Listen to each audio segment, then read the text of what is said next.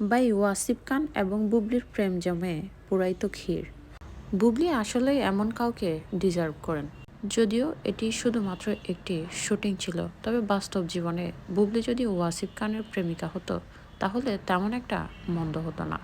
যেহেতু বয়সের অনেকটাই ব্যবধান তাদের, তাই এটা হয়তো আমাদের দেশে কিংবা আমাদের সমাজে অনেকেই ভালোভাবে নিতেন না।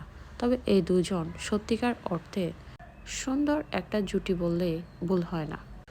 বুবলি হয়তো ওই শাকিব খানকে বিয়ে করার মতো ভুলটা না করলে এমন কাউকে জীবনে পেয়ে যেতেন, সেই সাথে সম্মান তো তিনি পেতেন। কিন্তু সমস্যা হচ্ছে বুবলির জীবনে অনেক বড় ভুল করে ফেলেছেন শাকিব খানের মতো একজন মানুষকে বিয়ে করে, যিনি কিনা আগে থেকে বিবাহিত কিংবা ওনার জীবনে কাহিনীর কোনো শেষ নেই। বুবলি এই যে ভুল করেছেন সেটার জন্য তিনি সারা জীবন হয়তো নিজেও পস্তাচ্ছেন কিংবা কথা শুনছেন।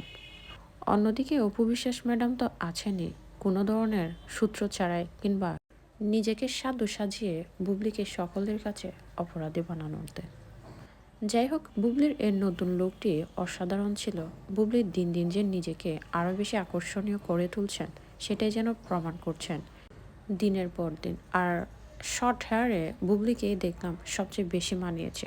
এতদিন তিনি কেন যে এত লং হেয়ার রেখেছিলেন, যেখানে ওনাকে এই শর্ট হেয়ারে এত ভালো লাগে। যাই হোক, এই জুটির জন্য সবসময় শুভকামনা এবং ভালোবাসা থাকবে।